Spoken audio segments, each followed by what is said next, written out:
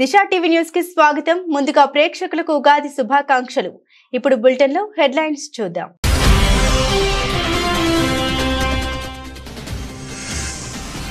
Myanmar Thailand ను వణికించిన పెను భూకంపం 334 అణుబాంబుల విధ్వంసానికి సమానం. విస్తుపోయే విషయాలు తెలిపిన స్థానిక భూ విజ్ఞాన శాస్త్రవేత్త జెస్ ఫినిక్స్.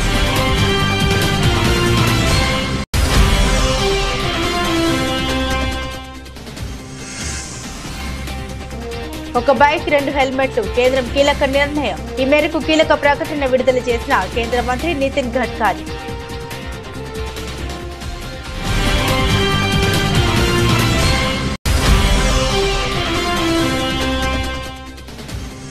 రవీంద్ర భారతిలో శ్రీ విశ్వవసు నామ సంవత్సర ఉగాది వేడుకలు. ముఖ్య అతిథులుగా హాజరైన ముఖ్యమంత్రి రేవంత్ రెడ్డి, ఉప ముఖ్యమంత్రి భట్టి విక్రమార్క.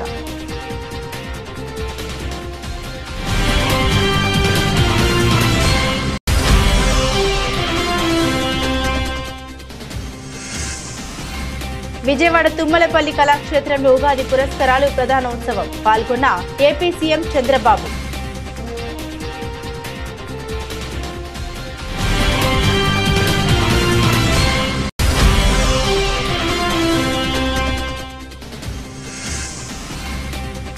దేశాన్ని విభజించే కుట్ర చేస్తున్నారు. కేంద్ర హోంశాఖ సహాయ మంత్రి సంచలన వ్యాఖ్యలు.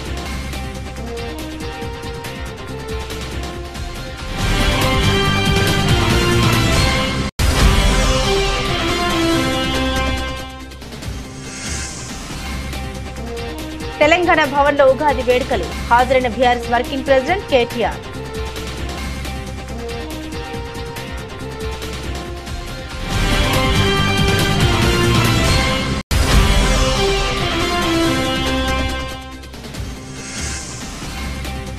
ఎన్టీఆర్ మరణంతోనే నిజమైన టీడీపీ చనిపోయింది. చంద్రబాబు నేతృత్వంలో టీడీపీ వెన్నుపోటు నుండి పుట్టిందని విమర్శించిన మాజీ మంత్రి అంబటి రాంబాబు.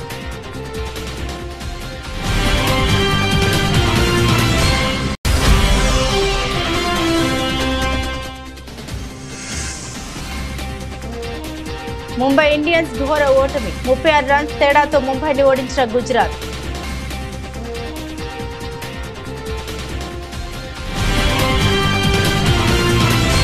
మయన్మార్ థాయిలాండ్ ను వణికించిన పెను భూకంపం అణుబాంబుల విధ్వంసానికి సమానమని శాస్త్రవేత్తలు చెబుతున్నారు. ఏకంగా 334 అణుబాంబుల విస్ఫోటనం చెందితే ఎంత శక్తి విడుదల అవుతుందో ఈ భూకంపం సంభవించినప్పుడు అంతటి శక్తి వెలువడిందని భూ విజ్ఞాన శాస్త్రవేత్త జెస్ ఫినిక్స్ పేర్కొన్నారు. టెక్టానిక్ ఫలకాలు, యురేషియన్ ఫలకాలు వరుసగా ఢీకొట్టడం వల్ల మయన్మార్ థాయిలాండ్ లో నెలల తరబడి ఆఫ్టర్ షాక్స్ వచ్చే అవకాశం ఉందని ఆమె హెచ్చరించారు. భూకంపం సంభవించిన తర్వాత కూడా దాని ప్రభావం కొంతసేపు కొనసాగుతుంది. స్వల్ప స్థాయిలో పలుమార్లు భూమి కంపిస్తుంది. దీన్నే ఆఫ్టర్ షాక్స్ అంటారని శాస్త్రవేత్తలు తెలిపారు. మయన్మార్ లో కేవలం 12 నిమిషాల వ్యవధిలో సంభవించిన 2 భారీ భూకంపాల దాటికి 1644 మంది మరణించగా 3000కు పైగా ప్రజలు గాయపడ్డారు. భవనాలు కుప్పకూలడంతో శిథిలాల కింద వేలాది మంది చిక్కుకొని ఉంటారని అధికారులు ఆందోళన వ్యక్తం చేస్తున్నారు. ప్రధాని మోదీ ఇవాళ నాగ్పూర్ లోని ఆర్ఎస్ఎస్ కేంద్ర కార్యాలయాన్ని సందర్శించారు. అక్కడి స్మృతి మందిర్ లో ఆర్ఎస్ఎస్ వ్యవస్థాపకులు హెడ్గేవార్ గోల్వాల్కర్ కు నివాళులర్పించారు. ఈ సందర్భంగా విజిటర్స్ బుక్ లో ప్రధాని తన సందేశం రాశారు. స్మృతి మందిర్ కు రావడంతో తన హృదయం ఉప్పొంగిపోయిందన్నారు. లక్షలాది స్వయం సేవకులకు ఇది శక్తి కేంద్రమన్నారు. దేశ సేవ కోసం ముందడుగు వేయడానికి స్మృతి మందిర్ ప్రేరణ ఇస్తుందని మోదీ అన్నారు. మన కృషితో భారత మాత గౌరవాన్ని పెంపొందిద్దామని ప్రధాని మోదీ తన సందేశంలో పిలుపునిచ్చారు. 2047 కల్లా వికసిత్ భారత్ సాకారం అవుతుందని ప్రధాని మోదీ తెలిపారు. మన ముందు మరిన్ని మహత్తర లక్ష్యాలు ఉన్నాయని తెలిపారు. నాగ్పూర్ లోని ఆర్ఎస్ఎస్ కేంద్ర కార్యాలయాన్ని సందర్శించిన మోదీ అక్కడ స్మృతి మందిర్ లో ఆర్ఎస్ఎస్ వ్యవస్థాపకులు హెడ్గేవార్ గోల్వాల్కర్ కు నివాళులర్పించారు. దేశ సేవ కోసం ముందడుగు వేయడానికి స్మృతి మందిర్ ప్రేరణ ఇస్తుందన్నారు. ప్రపంచ దేశాలకు భారత్ మార్గదర్శనం చేయనుందని మోదీ తెలిపారు. దేశ అభివృద్ధి మన కళ్ల ముందే సాకారం అవుతుందని తెలిపారు. మయన్మార్ భూకంప బాధితులకు భారత్ నుండే తొలి సహాయం అందిందని తెలిపారు. కోవిడ్ సమయంలోనూ ప్రపంచానికి భారత్ అండగా నిలిచిందని గుర్తు చేశారు మోదీ. దేశవ్యాప్తంగా ఏటా 69,000కు పైగా ద్విచక్ర వాహన ప్రమాద మరణాలు సంభవిస్తున్నాయి. వీటిలో 50% హెల్మెట్ లేకపోవడం లేకపోవడం వల్ల జరుగుతున్నాయని గుర్తించారు. ఈ నేపథ్యంలోనే కేంద్ర ప్రభుత్వం కీలక నిర్ణయాన్ని తీసుకుంది. ద్విచక్ర వాహన చోదకులు విధిగా హెల్మెట్ ధరించాలని ఆదేశాలు జారీ చేసింది. ఈ క్రమంలోనే కేంద్ర రోడ్డు రవాణా రహదారుల మంత్రి నితిన్ గడ్కరీ ద్విచక్ర వాహన విక్రేతలకు కీలక ఆదేశాలు జారీ చేశారు. అన్ని ద్విచక్ర వాహనాల్ని తప్పనిసరిగా 2 ISI సర్టిఫైడ్ హెల్మెట్లతో విక్రయించాలని ప్రకటించారు. మంత్రి ప్రకటనకు two wheelers manufacturers association of India సంపూర్ణ మద్దతు తెలియజేసింది. తాజా నిర్ణయంతో ద్విచక్ర వాహనంపై ప్రయాణం చేసే 2 హెల్మెట్లు ధరించాల్సి ఉంటుంది. దీంతో ద్విచక్ర వాహన విక్రేతలు నూతన బైక్ కొనుగోలు సమయంలోనే 2 హెల్మెట్లను విక్రయించనున్నారు. తెలంగాణ రాష్ట్ర ప్రజలందరికీ ముఖ్యమంత్రి రేవంత్ రెడ్డి ఉగాది పండుగ శుభాకాంక్షలు తెలిపారు. విశ్వవసునామ సంవత్సర అందరి జీవితాల్లో సంతోషాలు వెలుగులు నింపాలని ఆకాంక్షించారు. ఈ ఏడాది ప్రతి ఒక్కరికి ఉద్యోగ ఉపాధి అవకాశాలు లభించాలని కోరుకున్నట్లు తెలిపారు. తెలంగాణ భాష సాంస్కృతిక దేవాదాయ ధర్మాదాయ శాఖల ఆధ్వర్యంలో హైదరాబాద్ రవీంద్ర భారతిలో ఉగాది వేడుకలు ఘనంగా నిర్వహించారు. ఈ కార్యక్రమానికి సీఎం రేవంత్ రెడ్డితో పాటుగా ఉప ముఖ్యమంత్రి భట్టి విక్రమార్క, మంత్రి జూపల్లి కృష్ణారావు, ఎమ్మెల్యేలు అడ్లూరి లక్ష్మణ్, శంకరయ్య, మల్రెడ్డి రంగారెడ్డి, ఎమ్మెల్సీ మహేందర్ రెడ్డి, ప్రభుత్వ ప్రధాన కార్యదర్శి శాంతికుమారి, ఎంపీ అనిల్ కుమార్ యాదవ్ ఉన్నతాధికారులు హాజరయ్యారు. ఈ సందర్భంగా సీఎం రేవంత్ రెడ్డి మాట్లాడారు. తెలంగాణలో సంక్షేమం అభివృద్ధి సమపాలన నడుస్తుంది. ఉప ముఖ్యమంత్రి భట్టి విక్రమార్క ఈ ఏడాది ప్రవేశపెట్టిన బడ్జెట్ ఉగాది పచ్చడిల షడ్రుచుల సమ్మిళితం. వ్యవసాయం, అభివృద్ధి, పేద పిల్లలకు విద్య అందించేందుకు బడ్జెట్ లో అధిక ప్రాధాన్యత ఇచ్చాం. విద్య, వైద్య, ఉద్యోగ, ఉపాధి, సంక్షేమం అన్నింటికీ నిధులు కేటాయించాం. రాష్ట్రాన్ని అభివృద్ధి పథంలో నడిపించేందుకు కృషి చేస్తున్నాం. తెలంగాణ రైజింగ్ 2050 ప్రణాళికతో దేశానికి తెలంగాణను ఆదర్శంగా నిలబెడతామని తెలిపారు.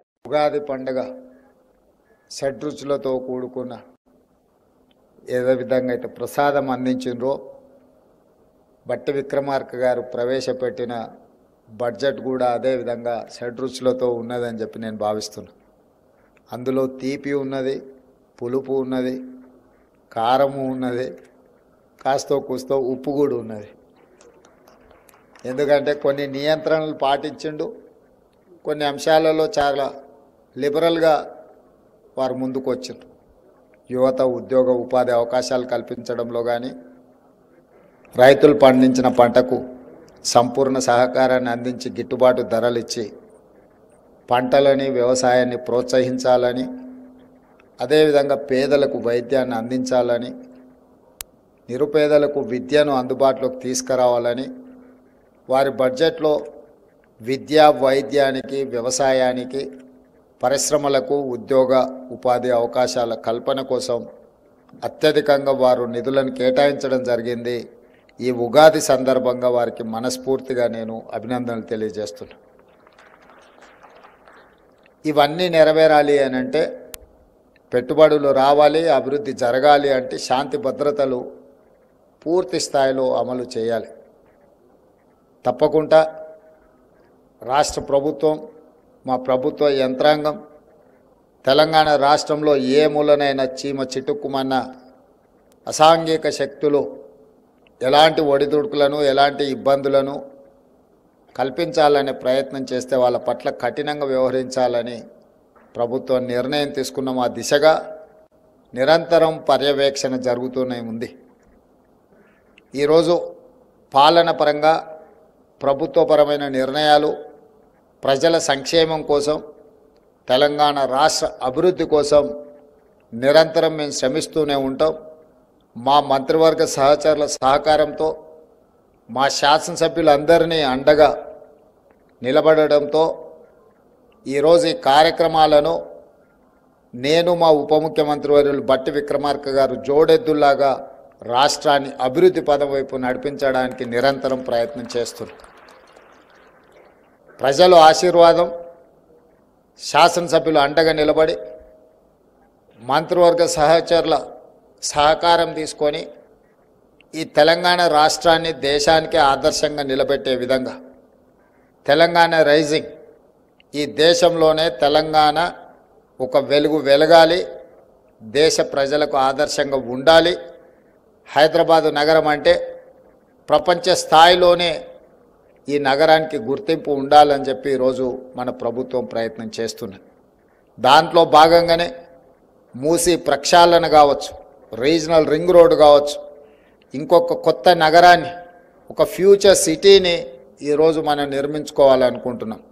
ఎక్కడైనా ఈ దేశంలో స్వతంత్రం వచ్చినప్పటి నుంచి ఒక చండీగఢ్ తప్ప ఒక సంపూర్ణమైన నగరాన్ని ఎక్కడ నిర్మాణం జరగలేదు దేశంలో.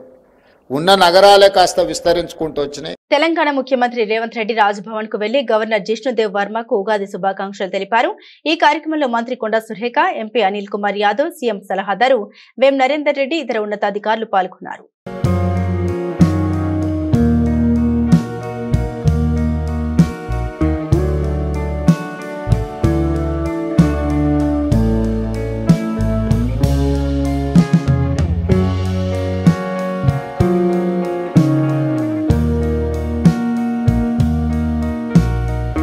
ఆంధ్రప్రదేశ్ రాష్ట్ర ప్రజలకు దేవుడు మంచి భవిష్యత్తు ఇవ్వాలని కోరుకుంటున్నట్లు ముఖ్యమంత్రి చంద్రబాబు నాయుడు తెలిపారు. విజయవాడ తుమ్మలపల్లి కళాక్షేత్రంలో నిర్వహించిన ఉగాది పురస్కారాలు ప్రధానోత్సవంలో చంద్రబాబు పాల్గొన్నారు. ఈ సందర్భంగా సీఎం చంద్రబాబు మాట్లాడారు. ఆంధ్రప్రదేశ్ ప్రజలే ముందు అనే నినాదంతో ఏపీ ప్రభుత్వం ముందుకెళ్తుంది.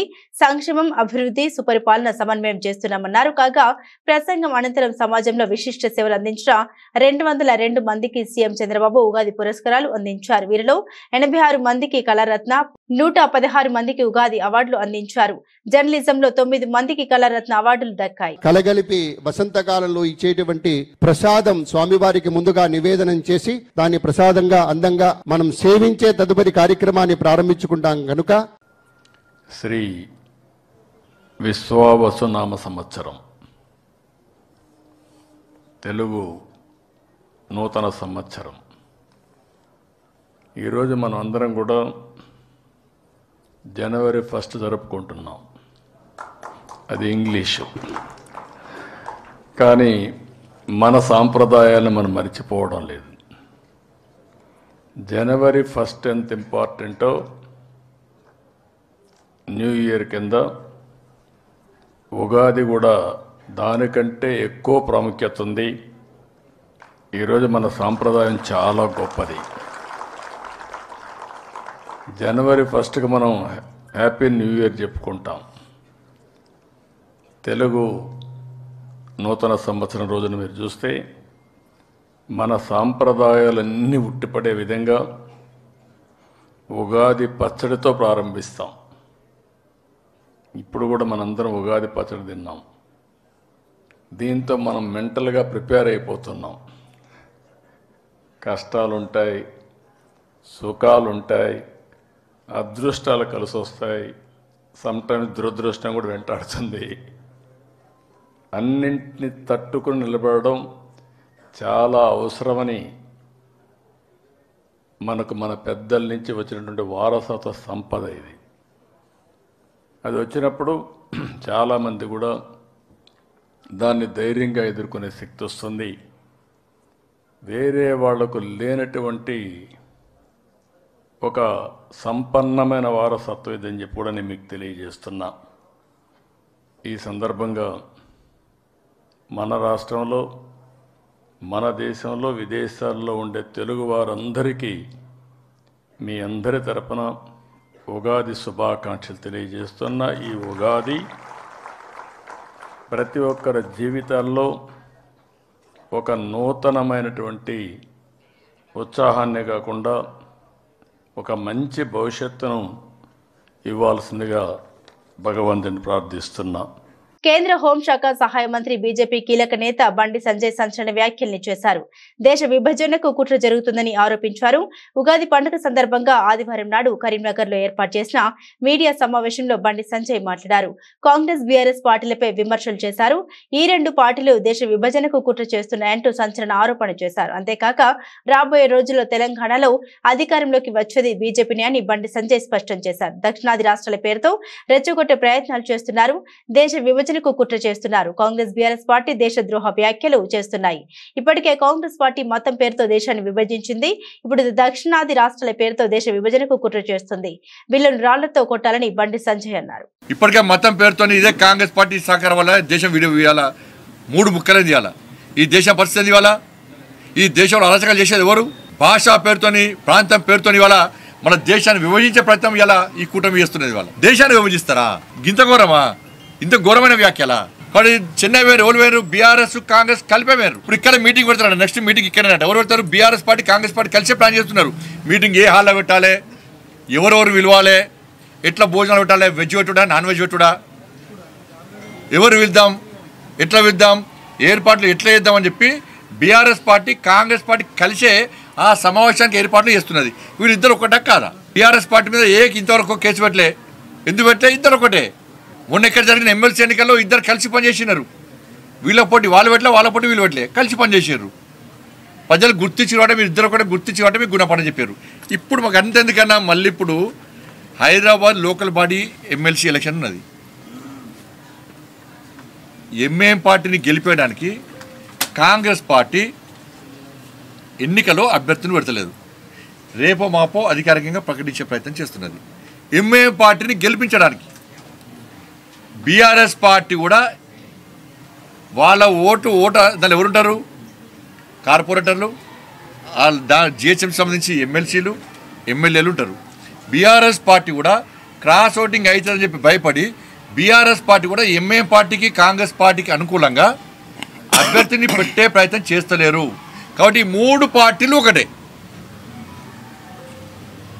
కాంగ్రెస్, బీఆర్ఎస్, ఎంఏఎం 3 కలిసి హైదరాబాద్ లోకల్ బాడీ ఎమ్మెల్సీ ఎన్నికలో పనిచేస్తున్నాయి. ఎంఏఎం పార్టీని గెలిపించడానికి 3 పార్టీలు ఒక్కటైనాయి. ఇప్పుడు ముగ్గురు ఒక్కటా కాదా? బీఆర్ఎస్ కాంగ్రెస్ ఒక్కటా కాదా? ఒక్కసారి 3 సార్లు ఇప్పుడే చెప్తున్నాను. చెన్నైలో సమావేశానికి ఇద్దరు కలిసిపోయారు.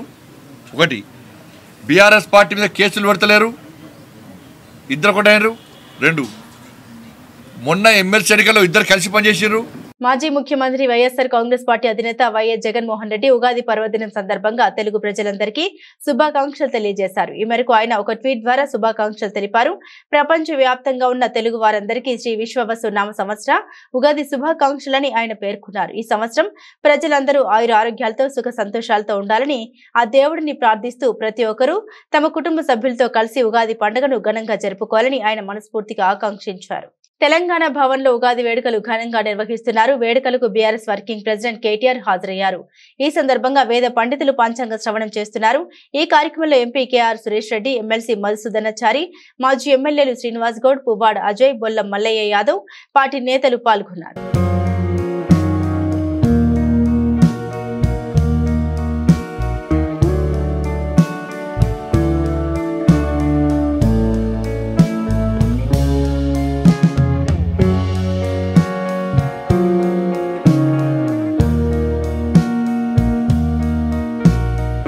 నందమూరి తారక రామారావు మరణంతోనే తెలుగుదేశం పార్టీ చనిపోయిందని, ప్రస్తుతం నారా చంద్రబాబు నేతృత్వంలో వెన్నుపోటు నుండి పుట్టిన పార్టీయేనని మాజీ మంత్రి వైఎస్ఆర్సీపీ గుంటూరు జిల్లా అధ్యక్షుడు అంబటి రాంబాబు అన్నారు. గుంటూరు వైఎస్ఆర్సీపీ కార్యాలయంలో ఆయన మీడియాతో మాట్లాడారు.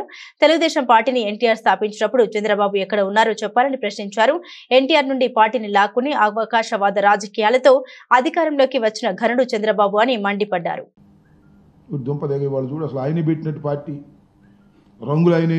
నిర్ణయించినట్టు, గుర్తులైన నిర్ణయించినట్టు, ఆవేశంగా పెట్టినటువంటి పార్టీ అని ఏవేంటో ఇష్టం వచ్చినట్టు కథలు చెప్పేటటువంటి ప్రయత్నం చేస్తున్నారు. వినేవాళ్ళు అమాయకుడైతే చెప్పేవాడు ఏదైనా చెబుతాడంటానికి ఇదొక మంచి ఉదాహరణని కూడా మనవి చేస్తున్నాం. ఇవాళ మాట్లాడినటువంటి మాటలు చూస్తే సరే 43వ ఆవిర్భావ దినోత్సవం, తెలుగుదేశం పార్టీ, అసలు తెలుగుదేశం పార్టీ ఎప్పుడూ చచ్చిపోయింది. ఎన్టీ రామారావు గారి మరణంతోనే అసలైన తెలుగుదేశం పార్టీ చచ్చిపోయింది. ఈ పార్టీ వెన్నుపోటు పొడిచి వచ్చినటువంటి పార్టీ, పెద్ద మోసపూరితమైనటువంటి పార్టీ. ఈ జెండా గురించి చెప్తున్నాడు చంద్రబాబు నాయుడు గారు, పేదల కోసం పోరాడే జెండా. ఇంకేయో చెప్పాడు జెండా గురించి చంద్రబాబు నాయుడు గారు. నేను చెబుతాను, ఇప్పుడు అడుగుతాను, చెప్పండి, అసలు ఈ జెండా ఒకటి ఎగిరిద్దా? ఒక్కటే సింగిల్గా పెట్టి ఎగిరిద్దా? ఎగరదు. దాని పక్కన ఎర్ర జెండానో, దాని పక్కన ఇంకొక కలర్ జెండానో, కాంగ్రెస్ జెండా ఉన్ని దుంప దగ్గర చివరి కాంగ్రెస్ జెండా కూడా ఈ జెండా పక్కన కట్టావే. ఎన్టీ రామారావు గారు పెట్టినటువంటి పచ్చ జెండా పక్కన కాంగ్రెస్ జెండా కూడా పెట్టుకున్నావు ఎగరడం కోసం. ఎర్ర జెండాలు పెట్టావు, భారతీయ జనతా పార్టీ జెండాలు పెట్టావు, బీఎస్పీ జెండాలు పెట్టావు. అసలు భారతదేశంలో ఉన్నటువంటి అన్ని పార్టీల జెండాలు నీ పక్కన పెట్టావు. చివరికి జనసేన పార్టీ కూడా నీ పక్కన పెట్టుకున్నావు. ఇది ఎగిరిద్ది అంటావు. ఏం ఎగిరిద్ది? ఆ జెండాలది ఎగటం కాదు, పడుకోవటం. ఇక సింగిల్గా వెళ్ళే ధైర్యం లేనటువంటి ఒక రాజకీయ పార్టీ చంద్రబాబు నాయుడు గారి చేతిలో ఉన్నటువంటి రాజకీయ పార్టీ. దాని గురించి వాళ్ళ గొప్పలు చెప్పేటటువంటి ప్రయత్నం ఇవాళ చేస్తున్నారు. సూపర్ 6 చేయాలనుకున్నాం. బయట నుంచి చూసినప్పుడు సూపర్ 6 చేసేద్దాం అనుకున్నాం. లోపలికి వెళ్ళి చూస్తే సూపర్ 6 చేయలేకపోతున్నాం. అంటే అధికారంలో లేనప్పుడు సూపర్ 6 చేయాలనుకున్నాడు, అధికారంలోకి వచ్చిన తర్వాత సూపర్ 6 చేయని అంటున్నాడు. దీన్నేగా రేవు దాటిన తర్వాత తెప్ప తగలేయటం అనేది, దీన్నేగా వాడ మీద ఉన్నప్పుడు వాడ మల్లయ్య, వాడ దిగిన తర్వాత బోడి మల్లయ్య అనేది, దీన్నేగా అక్కడ తీరిన తర్వాత అదేదో అనేది. చంద్రబాబు నాయుడు గారి చరిత్ర అంతా కూడా ఇచ్చిన వాగ్దానాలను నెరవేర్చుకోకుండా ప్రజల్ని మోసం చేయటం తప్ప ఏమైనా ఉందా నేను అడుగుతా ఉన్నా. అసలు నీ ఆదర్శాలు ఏమిటి చెప్పు, నాకు అర్థం కదా. ఆదర్శంతో పుట్టినటువంటి పార్టీ అంటావు, ఏంటి నీ ఆదర్శం? ఊసలు వెళ్ళి ఆదర్శం, ఎవరితో అయినా జత కడతావు, ఎవరితో అయినా వెళ్ళిపోతావు, ఏ ఘాతుకానికైనా పాల్పడతావు. అధికారమే పరమావధిగా ఇవాళ ఎన్టీ రామారావు గారు పెట్టినటువంటి రాజకీయ పార్టీని నడుపుతున్నటువంటి వ్యక్తి నారా చంద్రబాబు నాయుడు. అధికారం ఇంకేం అవసరంలా. ఉగాది పర్వదినం సందర్భంగా విజయనగరం ఎంపీ కలిశెట్టి అప్పలనాయుడు తన వ్యవసాయ క్షేత్రంలో ఏరువాక సేద్యం చేపట్టారు. ఉదయం 6 గంటలకు శ్రీకాకుళం జిల్లా రణస్థలం మండలం విఎన్పురంలోని తన వ్యవసాయ క్షేత్రానికి చేరుకున్న ఎంపీ ఎద్దులు నాగలిని పూజించారు. అనంతరం నాగలితో భూమిని దున్నారు. అనంతరం మీడియాతో మాట్లాడారు. రాష్ట్ర ప్రజలకు ఉగాది శుభాకాంక్షల్ని తెలియపరిచారు. పార్లమెంట్ సభ్యుడిగా తొలిసారి ఏరువాక నిర్వహించడం ఆనందంగా ఉందని ఆయన తెలిపారు. రాష్ట్రంలోని రైతులు ప్రజలందరూ సంతోషంగా ఉండాలని ఆకాంక్షించారు. రైతు కుటుంబాల సంక్షేమం కోసం ప్రధాని మోదీ, సీఎం చంద్రబాబు మంచి పథకాలు తీసుకొస్తున్నారని ఎంపీ కలిశెట్టి అప్పలనాయుడు పేర్కొన్నారు. ఉగాది సందర్భంగా తెల్లవారుజామున మా పండితులు ఏరువాక కార్యక్రమానికి తెల్లవారుజామున ముహూర్తం పెట్టారు. రణస్థలం మండలం వియ్యనపురం స్వగ్రామంలో ఈరోజు వ్యవసాయ క్షేత్రానికి వచ్చి ఏరువాక కార్యక్రమంలో పాల్గొనడం జరిగింది.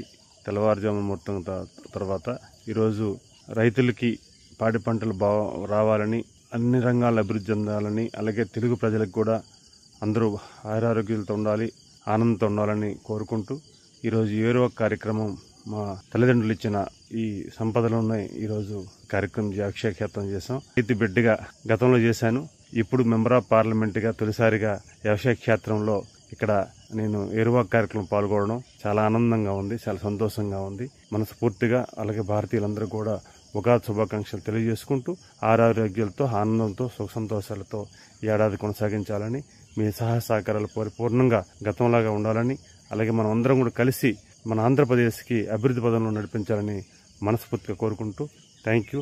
హైదరాబాద్ లోని గచ్చిబౌలిలో ఉన్న హైదరాబాద్ సెంట్రల్ యూనివర్సిటీలో సాయంత్రం ఉద్రిక్త పరిస్థితులు నెలకొన్నాయి. విశ్వవిద్యాలయం భూములను అక్రమంగా వేలం వేస్తున్నారని, దీన్ని నిలిపివేయాలని పలు విద్యార్థి సంఘాలు ఆందోళన చేపట్టాయి. అక్రమ వేలం పాటను వెంటనే ఆపివేయాలని నినాదాలు చేశారు. నిరసన చేస్తున్న విద్యార్థుల్ని పోలీసులు అడ్డుకోవడంతో ఉద్రిక్తత చోటు చేసుకుంది. ఈ క్రమంలోనే ఇరు వర్గాల మధ్య వాగ్వివాదం, తోపులాట చోటు చేసుకున్నాయి. పోలీసుల వైఖరిని నిరసిస్తూ విద్యార్థులు పోలీసులు గో బ్యాక్ అంటూ నినాదాలు చేపట్టారు. ఈ తోపులాటలో పలువురు విద్యార్థులకు గాయాలయ్యాయి.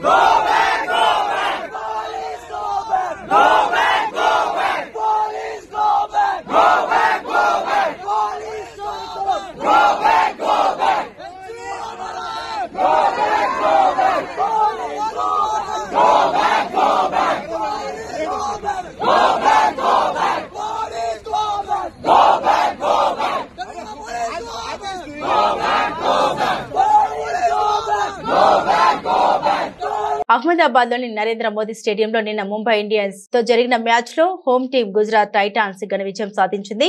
36 పరుగుల తేడాతో ముంబైని మట్టి కరిపించింది. గుజరాత్ నిర్దేశించిన 197 పరుగుల లక్ష్య ఛేదనలో ముంబై నిర్ణీత 20 ఓవర్లలో 160 రన్స్ కే పరిమితమైంది. ఈ విజయంతో జీటీ పాయింట్ల పట్టికలో ఖాతా తెరిచింది. మొదటి బ్యాటింగ్ చేసిన గుజరాత్ టైటాన్స్ 8 వికెట్లకు 196 పరుగుల భారీ స్కోర్ చేసింది. Sai Sudharsan 63, captain Shubman Gill 38, Jos Buttler 39 పరుగులు చేశారు. ముంబై బౌలర్లలో హార్దిక్ పాండ్యా 2 వికెట్లు తీయగా ట్రెంట్ బౌల్ట్, దీపక్ చాహార్, ముజీబ్ రెహమాన్, సత్యనారాయణ, రాజు తలో వికెట్ పడగొట్టారు. అనంతరం 197 పరుగుల టార్గెట్ తో బరిలోకి దిగిన ముంబై ఇండియన్స్ ఓవర్లన్నీ ఆడి 6 వికెట్లకు 160 పరుగులు మాత్రమే చేసింది. ఆ జట్టులో సూర్యకుమార్ యాదవ్ 48, తిలక్ వర్మ 39 మాత్రమే రాణించారు. రోహిత్ శర్మ 8, కెప్టెన్ హార్దిక్ పాండ్యా 11 నిరాశపరిచారు. గుజరాత్ బౌలర్లలో మహమ్మద్ సిరాజ్, ప్రసిద్ధి కృష్ణ చెరో 2 వికెట్లు తీశారు. గుజరాత్ కి ఈ సీజన్ లో ఇదే తొలి విజయం. అటు ముంబై ఆడిన 2 మ్యాచ్లను పరాజయం పొందడం గమనార్హం. బంగారం ధరను అంతర్జాతీయ మార్కెట్లు సహా వివిధ అంశాలు ప్రభావితం చేసే సంగతి అందరికీ తెలిసిందే. కొన్ని రోజులుగా వరుసగా పెరుగుతూ వస్తున్న పసిడి ధర ఇవాళ స్వల్ప తేడాతో యథావిధిగా కొనసాగుతుంది. ఆదివారం ఉదయం 6:30 సమయానికి bullions.co.in ప్రకారం దేశ రాజధాని ఢిల్లీలో 22 క్యారెట్ల 10 గ్రాముల బంగారం ధర 81,583 రూపాయలు ఉండగా 24 క్యారెట్ల తులం పసిడి రేటు 89,000కు చేరింది. అలాగే దేశ ఆర్థిక రాజధాని ముంబైలో 22 క్యారెట్ల 10 గ్రాముల బంగారం ధర 81,730 కాగా 24 క్యారెట్ల తులం బంగారం రేటు 89,160గా ఉంది. ఇక తెలుగు రాష్ట్రాల్లోని ధరలో పెద్దగా మార్పులేమీ లేవు. హైదరాబాద్, విజయవాడ, విశాఖపట్నం నగరాల్లో 22 క్యారెట్ల 10 గ్రాముల పసిడి ధర 81,858 ఉండగా 24 క్యారెట్ల తులం పసిడి రేటు 89,300 వద్ద కొనసాగుతుంది. వార్తలు ముగించే ముందు హెడ్లైన్స్ మరోసారి.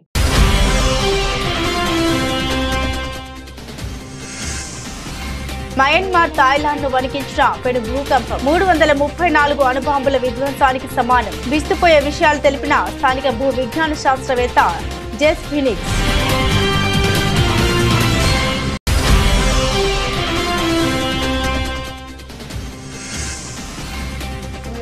ఒక బైక్ 2 హెల్మెట్లు, కేంద్రం కీలక నిర్ణయం. ఈ మేరకు కీలక ప్రకటన విడుదల చేసిన కేంద్ర మంత్రి నితిన్ గడ్కరీ.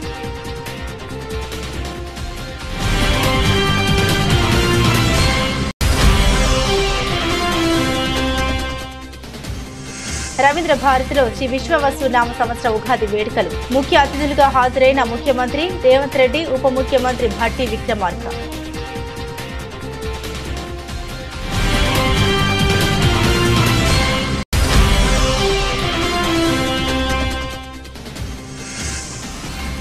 విజయవాడ తుమ్మలపల్లి కళాక్షేత్రంలో ఉగాది పురస్కారాలు ప్రధానోత్సవం. పాల్గొన్న ఏపీ సీఎం చంద్రబాబు.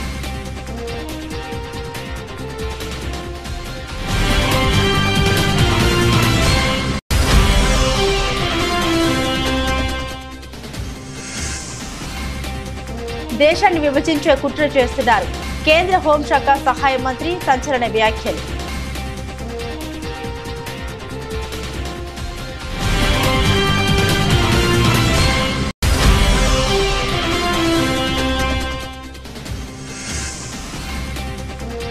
తెలంగాణ భవన్లో ఉగాది వేడుకలు. హాజరైన BRS working president KTR.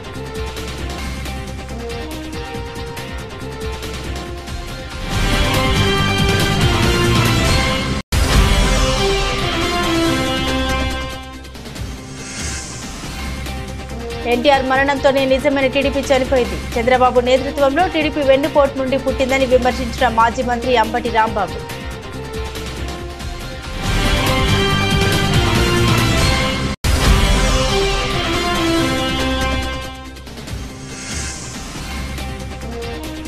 Mumbai Indians ఘోర ఓటమి. 36 రన్స్ తేడాతో ముంబైని ఓడించిన గుజరాత్.